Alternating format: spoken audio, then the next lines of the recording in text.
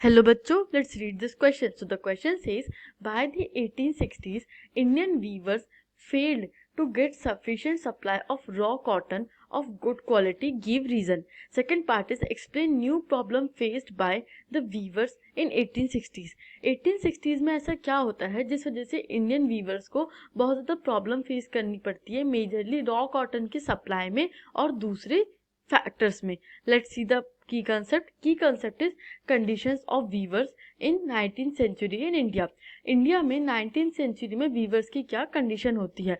India में colonial process start हो जाता है और ईस्ट इंडिया कंपनी कॉलोनाइज करती है इंडिया को, और इस वजह से वीवर्स की भी कंडीशंस बहुत ज़्यादा इम्पैक्ट होती है. Let's see the pointers. First point is American civil war. In 1860s when the American Civil War broke out, cotton supplies from America were cut off. Britain turned to India. As raw cotton export increased, the price of cotton shoot up. Weavers in India were starved of supplies and forced to buy raw cotton at high prices. अब क्या होता है, जो Britain होता है वो majorly raw cotton America से import कर रहा होता है. अमेरिका भी ब्रिटेन की कॉलोनी होती है उस टाइम पे. और 1860s में अमेरिका में अमेरिकन सिविल वॉर हो जाता है. सिविल वॉर मतलब कि अमेरिकन लोग डिमांड करने लगते हैं कि हमें ब्रिटेन से इंडिपेंडेंस चाहिए. इस वजह से जो कॉटन सप्लाईज होती हैं जो अमेरिका से आ रही होती है वो कट ऑफ हो जाती है, वो ख़त्म होने लगती है. अब ब्रिटेन की जो इंडस्ट्रीज है उन्हें कॉटन तो चाहिए, तो वो टर्न होते हैं इंडिया की तरफ कि हम इंडिया से रॉ कॉटन इम्पोर्ट कराएंगे, और इंडिया से रॉ कॉटन ज़्यादा एक्सपोर्ट होने लगता है टूवर्ड्स द ब्रिटेन. इस वजह से इंडिया में रॉ कॉटन के प्राइसेस बढ़ जाते हैं एकदम से, और जो इंडियन वीवर्स है उनको बहुत ज़्यादा प्रॉब्लम होती है रॉ कॉटन प्रोक्योर करने में, क्योंकि अब रॉ कॉटन के जो प्राइसेस होते हैं वो बहुत ज़्यादा हाई हो जाते हैं और उनको मजबूरन हाई प्राइसेस पे रॉ कॉटन खरीदना पड़ता है.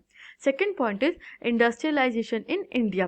By the end of 19th century, factories in India began producing machine-made cloth. This also reduced the supply of raw cotton in the market. अब जब भी हम क्लॉथ की बात करते हैं तो मेजरली हम कॉटन क्लॉथ की बात करते हैं. तो इंडस्ट्रियलाइजेशन प्रोसेस स्टार्ट होता है इंडिया में भी, फैक्ट्रीज और मशीन सेटअप होती है, और एंड ऑफ 19th सेंचुरी तक के मशीन मेड क्लॉथ बनने लगता है इंडियन मिल्स में भी. इस वजह से इंडिया में भी रॉ कॉटन का कंजप्शन बढ़ जाता है, और इसका डायरेक्ट इम्पैक्ट किस पे पड़ता है, इसका डायरेक्ट इम्पैक्ट वीवर्स पे पड़ता है, क्योंकि इंडस्ट्रीज के लिए तो जो बड़े मर्चेंट्स और ट्रेडर्स थे वो प्रोक्योर कर लेते थे एक लार्ज स्केल में कॉटन को, बट जो वीवर्स थे उनको थोड़ा कम अमाउंट में लगता था. एक इंडिविजुअल वीवर को एक मशीन या जो मील में कॉटन लग रहा है उसके कंपैरेटिवली काफ़ी कम अमाउंट में लगेगा, और इस वजह से मार्केट में जो रॉ कॉटन की सप्लाई होती है वो बहुत ज़्यादा रिड्यूस हो जाती है, वो कम हो जाती है.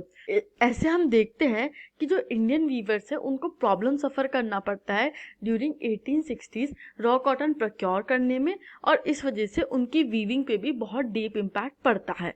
I hope you understood this question. Thank you and best of luck.